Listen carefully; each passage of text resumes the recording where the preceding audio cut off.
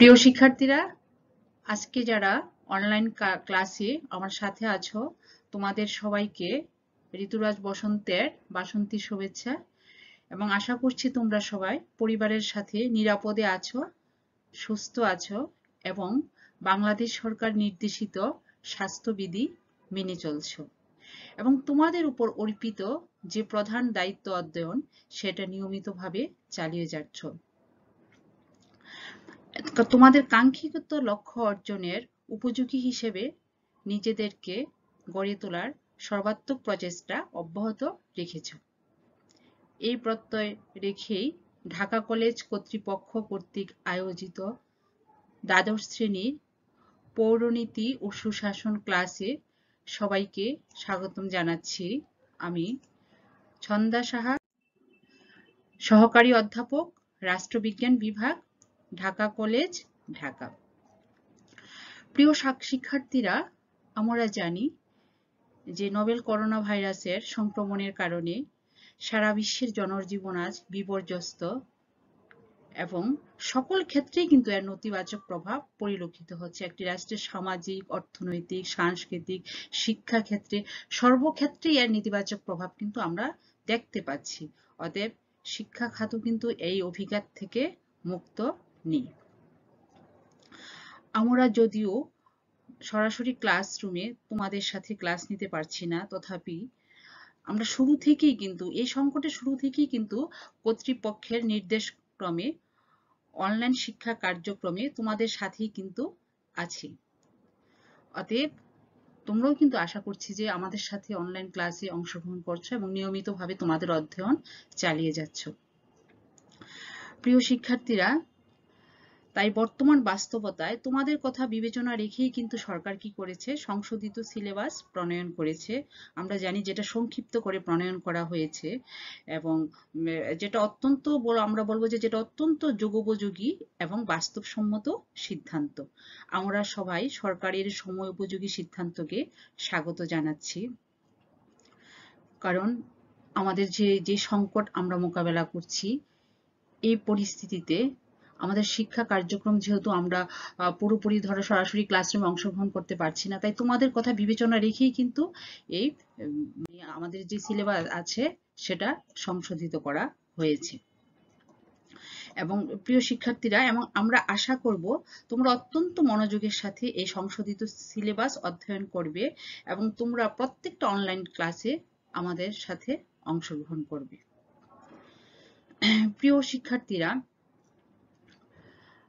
আমরা জানি যে সৃষ্টির সর্বশ্রেষ্ঠ জীব হচ্ছে মানুষ এবং এই মানুষের মনুষ্যত্ব লাভের বা ব্যক্তিত্ব বিকাশের সর্বশ্রেষ্ঠ প্রতিষ্ঠান হচ্ছে রাষ্ট্র।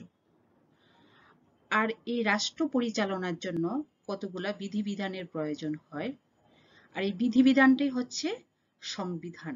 আর এই কারণেই হয়তোবা আজ থেকে 2500 বছর পূর্বে গ্রিক দার্শনিক এরিস্টটল মন্তব্য করেছিলেন যে constitution is the way of life the state has chosen for itself. অর্থাৎ সংবিধান হচ্ছে এমন একটি জীবন পদ্ধতি যা রাষ্ট্র নিজেই বেছে নিয়েছে। তাই বাংলাদেশ রাষ্ট্রেরও কিন্তু একটি সংবিধান রয়েছে। তাই তোমাদের সংশোধিত সিলেবাসে কিন্তু আমাদের যে বাংলাদেশ রাষ্ট্রের সংবিধান যেটা 4র্থ অধ্যায় সেটা কিন্তু আমাদের আছে। অতএব আমরা আজকের পাঠে এটা নিয়ে তোমাদের সাথে আলোচনা করব। আমাদের আলোচ্য বিষয়ে আরো যা যা থাকবে, যে বাংলাদেশের সংবিধান প্রণয়নের ইতিহাসটা কি, তারপরে 1972 সালের সংবিধানের বৈশিষ্ট্য সমূহ এবং রাষ্ট্রীয় মূলনীতি সমূহ নিয়ে বিস্তারিত আলোচনা করব এবং তোমরা শেষ পর্যন্ত কিন্তু আমাদের সাথে ক্লাসে থাকবে। প্রিয় শিক্ষার্থীরা, আমি এখানে একটা জিনিস উল্লেখ করতে চাই যে আমাদের জন্য আসলে এই 4র্থ অধ্যায়টা কিন্তু অত্যন্ত গুরুত্বপূর্ণ। মানে শুধু এখন নয়, যেটা সংশোধিত সিলেবাসে এটাকে ইনক্লুড করা হয়েছে সে কারণে আমি গুরুত্ব দিচ্ছি সেটা না, প্রত্যেক পরীক্ষাতেই কিন্তু এই সংবিধান থেকে আমাদের প্রশ্ন থাকে। অতএব আমাদেরকে অত্যন্ত গুরুত্ব দিয়ে এবং মনোযোগের সাথে এই অধ্যায়টা পাঠ করতে হবে। শুধু শিক্ষা ক্ষেত্রে না, আমি বলবো যে আমাদের ব্যক্তিগত জীবনেও কিন্তু বাংলাদেশ রাষ্ট্রের জীবন পদ্ধতি তথা সংবিধান সম্পর্কে সম্যক জ্ঞান অর্জন করাটা অত্যন্ত মানে প্রয়োজনীয়।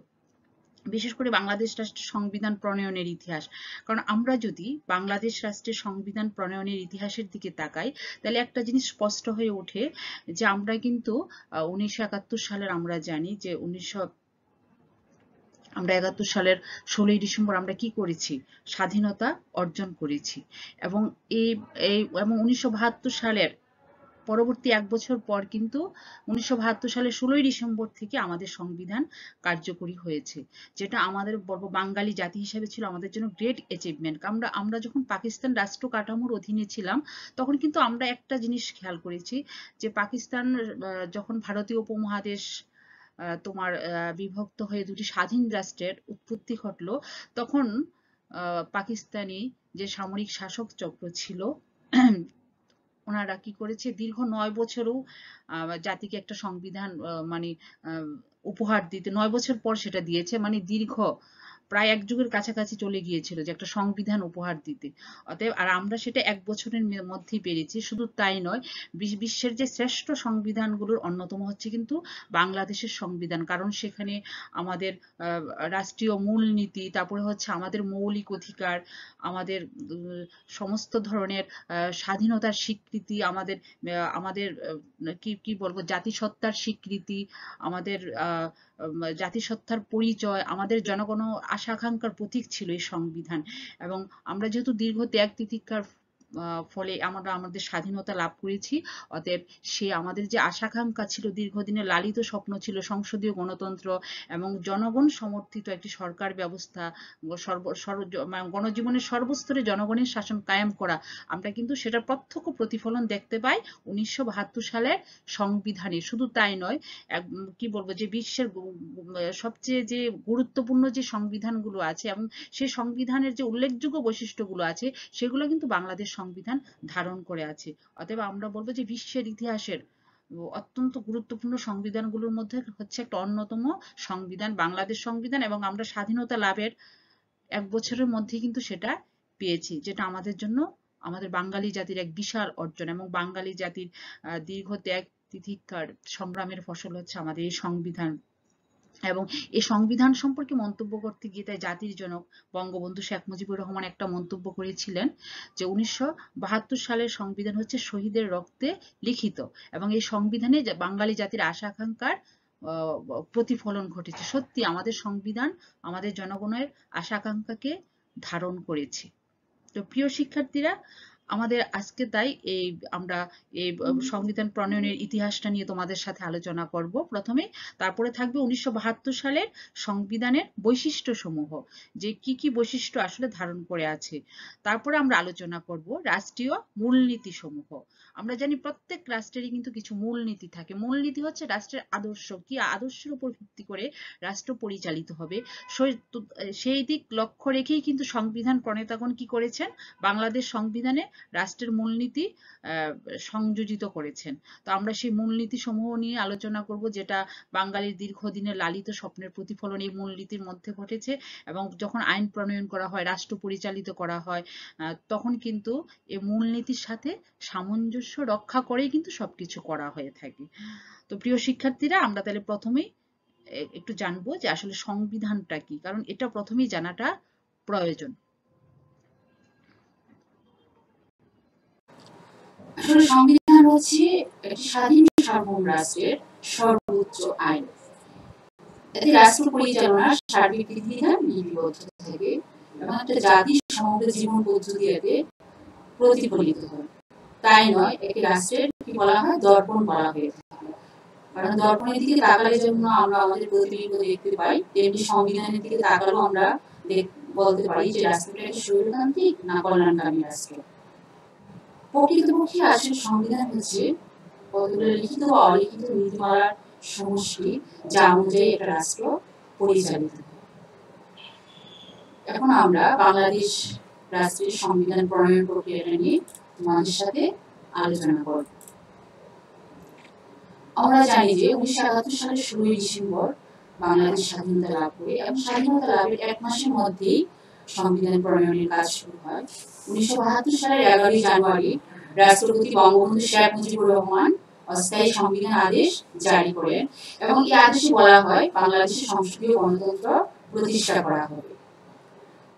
তৎকালীন পাকিস্তানের 1970 সালের ডিসেম্বর মাসে অনুষ্ঠিত সাধারণ নির্বাচনে নির্বাচিত জাতীয় পরিষদের সকল সদস্য এবং পূর্ব পাকিস্তানের প্রাদেশিক পরিষদের সদস্যগণ সম্মিলিতভাবে বাংলাদেশের প্রথম গণপরিষদের সদস্য হন।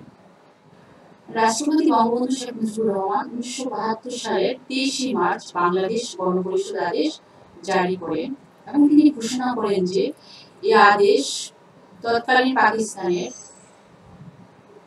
1970 সালের সাধারণ নির্বাচনে নির্বাচিত জাতীয় পরিষদের 169 এবং প্রাদেশিক পরিষদের 300 জন সর্বমোট 469 জন সদস্যদের মধ্য থেকে 403 জন সদস্য নিয়ে গণপরিষদ গঠিত হবে। এর মধ্যে 400 জন হচ্ছেন আওয়ামী লীগের সদস্য, আর বাকি একজন হচ্ছে নেফ মুজাফফর, আর 2 জন হচ্ছে স্বতন্ত্র সংসদ সদস্য। 1972 সালের 10 এপ্রিল গণপরিষদের প্রথম অধিবেশন বসে এবং অধিবেশনের প্রথম দিনেই গণপরিষদ সদস্য কর্তৃক স্পিকার নির্বাচিত হন শাহ আব্দুল, স্পিকার নির্বাচিত হন মোহাম্মদ উল্লাহ এবং দ্বিতীয় দিনে তৎকালীন আইনমন্ত্রী ডক্টর কামাল হোসেনের নেতৃত্বে 34 সদস্য বিশিষ্ট একটি খসড়া সংবিধান প্রণয়ন কমিটি গঠন করা হয়। 1972 সালের 10 জুনের মধ্যে এই কমিটিকে কি করা হয়, একটি রিপোর্ট পাস করতে বলা হয়। খসড়া সংবিধান প্রণয়ন কমিটির বৈঠক অনুষ্ঠিত হয় 1972 সালের 17 এপ্রিল এবং কমিটি বৈঠকে সিদ্ধান্ত হয় যে এই সংবিধানের উপর জনমত যাচাইয়ের ব্যবস্থা গ্রহণ করা হবে এবং কমিটির সদস্যগণ সর্বমোট 47টি বৈঠকে মিলিত হন এবং বিভিন্ন সংগঠন ব্যক্তির কাছ থেকে সুপারিশ আহ্বান করেন এবং তাদের আহ্বানের পরিপ্রেক্ষিতে 98টি সুপারিশ পাওয়া যায় এবং 10 জুন এগুলো বিচার বিশ্লেষণ করে 10 জুন কি করা হয়, সংবিধানের একটা প্রাথমিক খসড়া তৈরি করা হয়। তো এই খসড়া সংবিধানটি ত্রুটিমুক্ত করার জন্য ডক্টর কামাল হোসেন ব্রিটেন এবং ভারত সফর করেন এবং প্রাথমিক খসড়ার উপর সেখানকার সংবিধান বিশেষজ্ঞদের মতামত গ্রহণ করেন এবং 11 অক্টোবর কমিটির সর্বশেষ বৈঠকে সংবিধানের পূর্ণাঙ্গ খসড়া চূড়ান্তভাবে গৃহীত হয় এবং 12 অক্টোবর গণপরিষদের দ্বিতীয় অধিবেশনে খসড়া সংবিধানটি বিল আকারে উত্থাপিত হয়। সাধারণ আইন তৈরির পদ্ধতিতে এর উপর পাঠ ও আলোচনা হয়। আসলে আমরা জানি যে আমাদের জাতীয় সংসদে এখন যখন আইন প্রণয়ন হয়, তো আইন প্রণয়নের প্রথম আসলে আইনের পূর্বটা হচ্ছে বিল, পাশ হওয়ার পর সেটা আইন নামকরণ করা হয়, এর উপর পাঠ ও আলোচনা হয়। তো সংবিধান তৈরির সময় এই পদ্ধতির অনুসরণ করা হয়েছে এবং 19 অক্টোবর থেকে 30 অক্টোবর পর্যন্ত প্রথম পাঠ ও আলোচনা চলে এবং 31 অক্টোবর থেকে 3 নভেম্বর পর্যন্ত দ্বিতীয় পাঠ চলে। 4 নভেম্বর তৃতীয় পাঠ শেষ হয় এবং বিলটি পাস হয় 1972 সালের 15 ডিসেম্বর সংবিধানের পাণ্ডুলিপিতে গণপরিষদের সদস্যগণ কি করেন, স্বাক্ষর করেন এবং পরদিন 16 ডিসেম্বর বিজয় দিবস উপলক্ষে বাংলাদেশের সংবিধান বলবৎ করা হয়।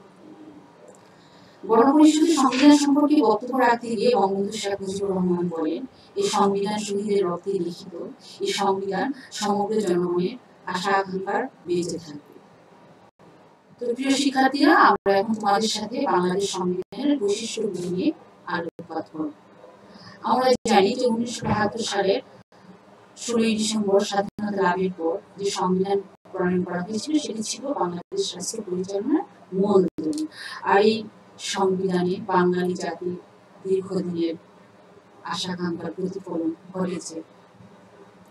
সংবিধান প্রণয়ন কমিটি তাদের দীর্ঘদিনের প্রজ্ঞা, মেধা এবং অভিজ্ঞতার সমন্বয়ে ঘটিয়ে একটি যুগোপযোগী এবং অত্যন্ত গুরুত্বপূর্ণ একটি সংবিধান রচনা করতে সক্ষম হন এবং এই সংবিধানটি তার স্বকীয় বৈশিষ্ট্যে মহিমান্বিত।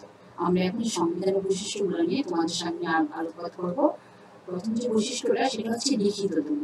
আসলে বাংলাদেশের 1972 সালের সংবিধান একটি লিখিত দলিল এবং এই সংবিধানে 153টি অনুচ্ছেদ রয়েছে এবং এটি 11টি ভাগে বিভক্ত। এখানে একটি প্রস্তাবনা রয়েছে এবং 4টি তফসিল রয়েছে। এই সংবিধানে রাষ্ট্র পরিচালনার বিধিবিধান এবং রাষ্ট্রভাষা, জাতীয় সঙ্গীত, জাতীয় পতাকা ইত্যাদি সম্পর্কে এখানে বিস্তারিতভাবে আলোচনা করা হয়েছে। তারপরে বৈশিষ্ট্য হচ্ছে প্রজাতন্ত্র। 1972 সালের সংবিধানে বাংলাদেশে একটি স্বাধীন সার্বভৌম প্রজাতন্ত্র, যা গণপ্রজাতন্ত্রী বাংলাদেশ হিসাবে পরিচিত। এখানে সকল ক্ষমতাই জনগণের হাতে এবং জনগণের প্রতিনিধি হিসেবে সরকার রাষ্ট্র পরিচালনা করবে। তারপরে পয়েন্ট হচ্ছে দুষ্পরিবর্তনীয় সংবিধান। আসলে 1972 সালের সংবিধানটি হচ্ছে দুষ্পরিবর্তনীয়, কারণ এটি সাধারণ আইন প্রণয়নের পদ্ধতিতে পরিবর্তন করা যায় না। মানে আমরা যদি এই সংবিধানটিকে পরিবর্তন করতে চাই, তাহলে সংবিধানের যে মোট সদস্য সংখ্যা আছে তার 2/3 ভিত্তিক সেটা কি করতে হবে, অর্থাৎ 2/3 সম্মতি লাগবে। তারপর হচ্ছে মৌলিক অধিকার। এটা বাংলাদেশ সংবিধানের অন্যতম একটা গুরুত্বপূর্ণ বৈশিষ্ট্য। এখানে জনগণের মৌলিক অধিকারের নিশ্চয়তা দেওয়া হয়েছে এবং এই জন্য সংবিধানের একটা অনুচ্ছেদই রয়েছে, বিশেষ করে 3য় অনুচ্ছেদের 27 থেকে 44 নম্বর অনুচ্ছেদ পর্যন্ত মোট 18টি মৌলিক অধিকারের কথা বলা হয়েছে। মৌলিক অধিকারগুলো হচ্ছে জীবন ধারণের অধিকার, স্বাধীনভাবে চলাফেরা ও বাক স্বাধীনতার অধিকার, ধর্মীয় স্বাধীনতা, সম্পত্তি লাভের অধিকার, সভা সমাবেশের অধিকার ইত্যাদি আরো অনেক বিভিন্ন অধিকারের কথা সেখানে বলা হয়েছে। তারপর হচ্ছে সর্বোচ্চ আইন। বাংলাদেশের সংবিধান হচ্ছে আসলে সর্বোচ্চ আইন। সংবিধানের সাথে অন্য কোনো আইনের সংঘর্ষ হলে সেখানে সংবিধানই প্রাধান্য পাবে। শুধু তাই নয়, সংবিধান এই সম্পর্কে বলা হয়েছে যে সাংবিধানিক আইনের সাথে কোনো আইনের যে অংশটুকু অসামঞ্জস্য হবে সে অংশটুকু বাতিল বলে গণ্য হবে। এভাবে বাংলাদেশের সংবিধানকে প্রাধান্য দেওয়া হয়েছে। তারপর হচ্ছে রাষ্ট্র পরিচালনার মূলনীতি। তো সংবিধানে 8ম অনুচ্ছেদে রাষ্ট্র পরিচালনার 4টি মূলনীতির কথা বলা হয়েছে। সেই মূলনীতিগুলো হচ্ছে জাতীয়তাবাদ, সমাজতন্ত্র, গণতন্ত্র এবং ধর্মনিরপেক্ষতা, এবং এটিকে রাষ্ট্র পরিচালনার আদর্শ হিসেবে গ্রহণের কথা বলা হয়েছে। তারপরের বৈশিষ্ট্য হচ্ছে সংসদীয় গণতন্ত্র, যেটা অত্যন্ত গুরুত্বপূর্ণ, কারণ আমাদের দীর্ঘদিনের লালিত স্বপ্ন ছিল বাংলাদেশের সংসদীয় গণতন্ত্র প্রতিষ্ঠা করা। এই জনগণের আশা আকাঙ্ক্ষার দিকে লক্ষ্য রেখেই 1972 সালের সংবিধানে সংসদীয় গণতন্ত্র প্রতিষ্ঠার কথা বলা হয়েছে। তো সংসদীয় গণতন্ত্র হচ্ছে আসলে এমন একটা গণতন্ত্র যেখানে প্রধানমন্ত্রীর নেতৃত্বে মন্ত্রিসভার হাতে রাষ্ট্রের সকল ক্ষমতা ন্যস্ত থাকে এবং প্রধানমন্ত্রী এবং তার মন্ত্রী পরিষদ তাদের সম্পাদিত কার্যাবলীর জন্য জাতীয় সংসদের নিকট দায়ী থাকে। তারপর হচ্ছে নামে মাত্র রাষ্ট্রপ্রধান। বাংলাদেশের সংবিধানে রাষ্ট্রপ্রধানের বিধান রাখা হয়েছে এবং সেখানে বলা হয়েছে যে রাষ্ট্রপতির নামে সকল কার্যাবলী পরিচালিত হবে, কিন্তু প্রকৃতপক্ষে প্রধানমন্ত্রীর নেতৃত্বে মন্ত্রী পরিষদ সকল কার্যাবলী সম্পাদন করবেন। এই কারণে রাষ্ট্রপতিকে নামে মাত্র রাষ্ট্রপ্রধান বলা হয়েছে। তারপর হচ্ছে সার্বভৌম সংসদ। 1972 সালের সংবিধানে বাংলাদেশের আইন পরিষদকে সার্বভৌম সংসদের মর্যাদা দেওয়া হয়েছে। সংসদ যে কোনো আইন প্রণয়ন করতে পারবে, যে কোনো আইন বাতিল এবং সংশোধন করতে পারবে। তারপরে এটা যেটাকে আমরা বলে থাকি যে ইমপিচমেন্ট বা অভিশংসনের ক্ষমতা প্রয়োগের ক্ষমতা সেখানে দেওয়া হয়েছে এবং নির্বাচিত জনপ্রতিনিধিরা তাদের সম্পাদিত কার্যাবলীর জন্য জাতীয় সংসদের নিকট দায়ী থাকবেন। তারপর হচ্ছে দায়িত্বশীল মন্ত্রিসভা। এটাও একটা গুরুত্বপূর্ণ বৈশিষ্ট্য এবং সংসদীয় গণতন্ত্রের সাথে সংগতিপূর্ণ। প্রধানমন্ত্রীর নেতৃত্বে মন্ত্রিসভা তাদের সম্পাদিত কার্যাবলীর জন্য জাতীয় সংসদের নিকট প্রাথমিকভাবে দায়ী থাকবেন এবং চূড়ান্তভাবে জনগণের নিকট দায়ী থাকবেন। এখানে একটা বিষয় লক্ষণীয় যে প্রধানমন্ত্রীর নেতৃত্বে মন্ত্রী পরিষদ তাদের খেয়াল খুশি মতো কাজ করতে পারবে না, কারণ তাদের জবাবদিহিতার বিধান করা হয়েছে আমাদের সংবিধানে। তারপরে এক পক্ষ বিশিষ্ট আইনসভা। 1972 সালের সংবিধানে জাতীয় সংসদ নামে একটি এক পক্ষ বিশিষ্ট আইনসভার বিধান রাখা হয়েছে এবং এই এক পক্ষ বিশিষ্ট আইনসভা 315 জন সদস্য নিয়ে গঠিত। তার মধ্যে 300 জন সরাসরি জনগণের ভোটে নির্বাচিত এবং বাকি 15 জন মহিলা সংরক্ষিত আসনের সদস্য, এবং তারা জাতীয় সংসদ সদস্য কর্তৃক নির্বাচিত হবেন এবং তাদের এই আসন 15 বছরের জন্য সংরক্ষণের বিধান করা হয়েছে। ন্যায়পাল, যেটা অত্যন্ত একটা গুরুত্বপূর্ণ বৈশিষ্ট্য। 1972 সালের সংবিধানে 77 নম্বর অনুচ্ছেদে এই ন্যায়পাল গঠনের কথা বলা হয়েছে এবং বলা হয়েছে যে বাংলাদেশের যে কোনো কর্তৃপক্ষের এবং কার্যের নিরপেক্ষ তদন্ত এই ন্যায়পালের উপর ন্যস্ত। তারপর হচ্ছে এক কেন্দ্রিক শাসন ব্যবস্থা। আসলে 1972 সালের সংবিধানে বাংলাদেশকে একটি কেন্দ্রিক রাষ্ট্র হিসেবে ঘোষণা করা হয়েছে এবং সেখানে সকল ক্ষমতা একটি মাত্র কেন্দ্রীয় সরকারের হাতে ন্যস্ত করা হয়েছে। অর্থাৎ আমাদের এখানে কোনো প্রাদেশিক সরকার নেই, যেটা আমরা যুক্তরাষ্ট্রে দেখে থাকি, ভারতে দেখে থাকি। তারপর হচ্ছে বিচার বিভাগের স্বাধীনতা, এটিও বাংলাদেশ সংবিধানের একটি গুরুত্বপূর্ণ বৈশিষ্ট্য। সেখানে বলা হয়েছে যে বাংলাদেশের বিচার বিভাগের স্বাধীনতা নিশ্চিত করা হবে এবং এটাকে নির্বাহী বিভাগ থেকে পৃথক রাখা হবে। আসলে বিচার বিভাগের স্বাধীনতা বলতে বোঝানো হয়েছে বিচার বিভাগের বিচারকগণ তাদের ন্যায় বিচারের স্বাদ করবেন, আইন বিভাগ এবং শাসন বিভাগের প্রভাব থেকে মুক্ত হয়ে স্বাধীনভাবে বিচার কার্য সম্পাদন করতে পারবেন। বিশেষ করে আমরা আমাদের যে জনগণের মৌলিক অধিকারগুলো আছে, মৌলিক অধিকার এবং আমাদের ব্যক্তি স্বাধীনতা এবং আমাদের সংবিধানের স্বাধীনতা রক্ষার জন্য আসলে বিচার বিভাগের স্বাধীনতা ঘোষণা করা হয়েছে। এক্ষেত্রে বিচার বিভাগ অত্যন্ত গুরুত্বপূর্ণ ভূমিকা পালন করে থাকে। তারপরে বৈশিষ্ট্য হচ্ছে সর্বজনীন ভোটাধিকার। 1972 সালের সংবিধানে বলা হয়েছে যে প্রাপ্তবয়স্ক সকল নাগরিক জাতি ধর্ম বর্ণ নির্বিশেষে প্রাপ্তবয়স্ক সকল নাগরিক কি করবে, এক ব্যক্তি এক ভোট নীতির ভিত্তিতে ভোটাধিকার প্রয়োগ করতে পারবে। তারপরে বৈশিষ্ট্য হচ্ছে প্রশাসনিক ট্রাইব্যুনাল, এটা একটা অন্যতম বৈশিষ্ট্য সংবিধানে। এবং প্রশাসনিক ট্রাইব্যুনালকে সাধারণ বিচার বিভাগ থেকে পৃথক করা হয়েছে এবং সরকারি কর্মকর্তাদের নিয়োগ পদোন্নতি এবং তাদের সংক্রান্ত যে কোনো কাজ এই প্রশাসনিক ট্রাইব্যুনালের উপর কি করা হয়েছে, ন্যস্ত করা হয়েছে। তারপর হচ্ছে মালিকানা নীতি। বাংলাদেশ সংবিধানে 3 ধরনের মালিকানার কথা উল্লেখ করা হয়েছে, সেটা হচ্ছে রাষ্ট্রীয় মালিকানা, সমবায় মালিকানা আর হচ্ছে ব্যক্তি মালিকানা। তবে সমবায় এবং ব্যক্তি মালিকানা রাষ্ট্রীয় নিয়ন্ত্রণে পরিচালিত হয়। তারপর হচ্ছে অর্থনৈতিক ও সামাজিক ন্যায় বিচার। 1972 সালের সংবিধানে অর্থনৈতিক মুক্তি ও সামাজিক ন্যায় বিচারের কথা বলা হয়েছে। তারপরে হচ্ছে ধর্মীয় স্বাধীনতা, এটা অত্যন্ত গুরুত্বপূর্ণ। এখানে বলা হয়েছে ধর্মীয় স্বাধীনতার ক্ষেত্রে বলা হয়েছে যে রাষ্ট্র কোনো বিশেষ ধর্মকে প্রাধান্য দেবে না, সেখানে রাষ্ট্রের কাছে সব ধর্মের লোকই সমান এবং রাষ্ট্র সব ধর্মের সমান স্বাধীনতা সংরক্ষণ করবে। এখানে একটি বিষয় উল্লেখ্য যে যে কেউ তার ইচ্ছা মতো যে কোনো ধর্ম পালন করতে পারবে, প্রচার করতে পারবে, চর্চা করতে পারবে, এ ব্যাপারে কেউ কাউকে বাধা দিতে পারবে না। এটা আমাদের সংবিধানের একটা অন্যতম বৈশিষ্ট্য। সংসদ সদস্য পদ নিয়ন্ত্রণ। 1972 সালে সংসদ সদস্য পদ নিয়ন্ত্রণের ব্যবস্থা রাখা হয়েছে। এটার অর্থ হচ্ছে কোন সংসদ সদস্য যে দল থেকে নির্বাচিত হন জাতীয় সে দলের বিপক্ষে ভোট দিতে পারবেন না। এখন যদি কেউ ভোট দিয়ে থাকেন তাহলে তার সংসদ সদস্য পদ বাতিল হয়ে যাবে। এটা অত্যন্ত গুরুত্বপূর্ণ, বিশেষ করে দলীয় শৃঙ্খলা রক্ষা এবং গণতন্ত্রকে সুসংহত করার জন্য অনেকে এটাকে একটা গুরুত্বপূর্ণ বৈশিষ্ট্য হিসেবে আখ্যায়িত করে থাকেন। তারপর হচ্ছে সংবিধান সংশোধন। আসলে একটি উত্তম সংবিধানের বৈশিষ্ট্য হচ্ছে সংবিধান সংশোধন। সেই বিধানও আমাদের 1972 সালের সংবিধানে রাখা হয়েছিল, কারণ যুগের সাথে তাল মিলিয়ে চলতে হলে সংবিধানের সংশোধন অবশ্যই প্রয়োজন। দেখা যায় যে সেই শুরু থেকে এই পর্যন্ত অনেকবার আমাদের সংবিধান সময়ের প্রেক্ষাপটে সংশোধন করা হয়েছে। তো সুপ্রিয় শিক্ষার্থী, এই ছিল বাংলাদেশের 1972 সালের মূল সংবিধানের বৈশিষ্ট্য সমূহ। এখান থেকে একটা বিষয় সুস্পষ্ট হয়ে উঠেছে যে এই সংবিধানই আসলে বাংলাদেশের জনগণের দীর্ঘদিনের লালিত স্বপ্নের বাস্তবায়ন ঘটেছে। শুধু তাই নয়, একটি উত্তম সংবিধানের যে বৈশিষ্ট্য সমূহ আমরা দেখতে পাচ্ছি যে বাংলাদেশের 1972 সালের সংবিধান সে সকল বৈশিষ্ট্যকেই ধারণ করে আছে। আসলে এই সংবিধানের অন্যতম উদ্দেশ্য ছিল বাংলাদেশে গণতন্ত্র, ধর্মনিরপেক্ষতা এবং একটি শোষণমুক্ত সমাজ ব্যবস্থা কায়েম করা। সেটার প্রতিফলন ঘটেছে।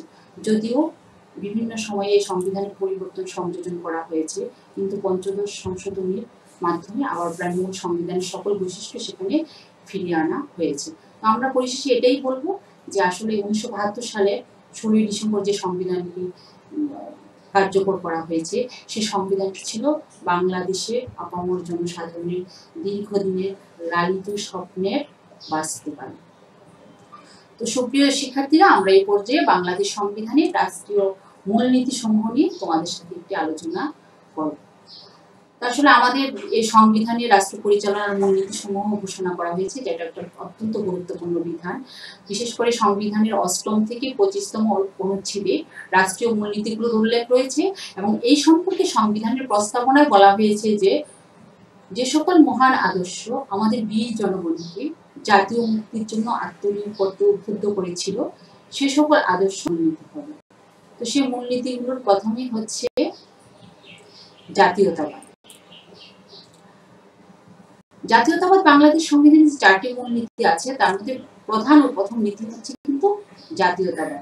এবং সংবিধানের 9 নম্বর অনুচ্ছেদে বর্ণিত আছে যে ভাষাগত ও সংস্কৃতিগত একক সত্তা বিশিষ্ট যে বাঙালি জাতি ঐক্যবদ্ধ ও সংকল্পবদ্ধ সংগ্রাম করে জাতীয় মুক্তিযুদ্ধের মাধ্যমে বাংলাদেশের স্বাধীনতা ও সার্বভৌমত্ব অর্জন করেছে, বাঙালি জাতির ঐক্য ও সংহতি হবে বাঙালি জাতীয়তাবাদের ভিত্তি। অর্থাৎ এই সংবিধানে বাঙালি জাতীয়তাবাদের কথা বলা হয়েছে। আসলে সুপ্রিয় শিক্ষার্থীরা, আমরা যদি একটা বিষয় খেয়াল করি যে 1947 সালে আসলে ভারতীয় উপমহাদেশ স্বাধীন হয়। 1947 থেকে 1971 পর্যন্ত পাকিস্তানি শাসকদের বিরুদ্ধে, শোষণের বিরুদ্ধে যতগুলো আন্দোলন সংগ্রাম হয়েছে, প্রত্যেকটা আন্দোলন সংগ্রামের মূলেই কিন্তু কাজ করেছে আমাদের বাঙালি জাতীয়তাবাদ। এবং আমরা এই বাঙালি জাতীয়তাবাদকে কেন্দ্র করেই কিন্তু ঐক্যবদ্ধ হয়েছিলাম এবং স্বাধীন ও সার্বভৌম রাষ্ট্রের পত্তন ঘটাতে সক্ষম হয়েছিলাম। এই কারণে জাতীয়তাবাদকে বাংলাদেশের সংবিধানের অন্যতম একটি মূলনীতি হিসেবে গ্রহণ করা হয়েছে। কারণ আমাদের ভাষায়, আমাদের শিল্প, সংস্কৃতি, সাহিত্য এবং একই উৎস এবং ঐতিহ্য থেকে আমরা আমাদের কি করে থাকি, প্রেরণা লাভ করে থাকি। তো এই কারণেই বলা হয়েছে যে জাতীয়তাবাদ হচ্ছে বাংলাদেশের সংবিধানের অন্যতম একটি বৈশিষ্ট্য। কিন্তু পরবর্তীতে আমরা দেখেছি যে 1979 সালে 5ম সংশোধনীর মাধ্যমে সেটাকে পরিবর্তন করা হয়েছে। কিন্তু পরবর্তীতে আবার 5ম সংশোধনীর মাধ্যমে জনগণের আশা আকাঙ্ক্ষার দিকে লক্ষ্য রেখে বাঙালি জাতীয়তাবাদকে আবার মূলনীতি হিসাবে গ্রহণ করা হয়েছে। তো পরবর্তী আমরা রাষ্ট্রীয় মূলনীতি নিয়ে আলোচনা করব। পরবর্তী যে মূলনীতি সেটা হচ্ছে সমাজতন্ত্র। তো বাংলাদেশের সংবিধানে সমাজতন্ত্র প্রতিষ্ঠার মাধ্যমে আসলে শোষণ মুক্ত একটা রাষ্ট্র ব্যবস্থা গড়ে তোলার কথা বলা হয়েছে এবং সংবিধানের 10 নম্বর অনুচ্ছেদে বলা হয়েছে যে মানুষের উপর মানুষের শোষণের অবসান ঘটিয়ে শোষণমুক্ত সমাজ প্রতিষ্ঠার উদ্দেশ্যে সমাজতন্ত্র কায়েম করা হবে। আসলে এখানে সমাজতন্ত্র কায়েমের মূল উদ্দেশ্য ছিল জনগণের অর্থনৈতিক মুক্তি। তো আমরা পরবর্তীতে দেখেছি এটিরও পরিবর্তন হয়েছে।